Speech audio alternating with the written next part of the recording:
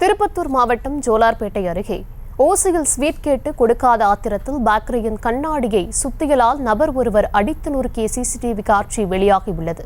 தப்பிச் செல்ல முயன்ற அவரை அருகில் இருந்தவர்கள் பிடித்து காவல் நிலையத்தில் ஒப்படைத்தனர்.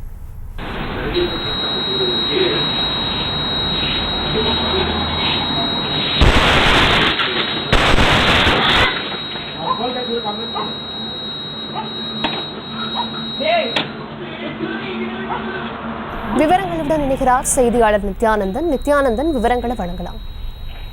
கண்டிப்பாக தர்ஷினி. அதாவது திருப்பத்தூர் மாவட்டம் ஜோலார்பேட்டை அடுத்த புத்துக்கோவில் பகுதியை சேர்ந்த முருக மகன் ஜெயக்குமார், வயது 37. இவர் வக்கனம்பட்டி பகுதியில் நியூ ஐஸ்வர்யா பேக்கரி என்ற பெயரில் பேக்கரி கடை நடத்தி வராரு. இந்த நிலையில பாத்தீங்கன்னா நேற்று இரவு 10 மணி அளவில் ஒரு அடையாளம் தெரியாத மர்ம நபர் கடையில் ஓசியில ஸ்வீட் தர வேணும்னு கேட்டிருக்காரு. இதனால ஜெயக்குமார் ஸ்வீட்டை தர மறுத்திருக்காரு. அதன் காரணமாக ஆத்திரமடைந்த அந்த மர்ம நபர் தான் வைத்திருந்த சுத்தியால கடையின் கண்ணாடியில அடித்து அங்கிருந்து தப்பிச் செல்லவும் முற்படுறாரு. அப்போது அதன் சிசிடிவி காட்சி கடையில் பொருத்தப்பட்டிருந்த சிசிடிவில பதிவாகி இருக்குது.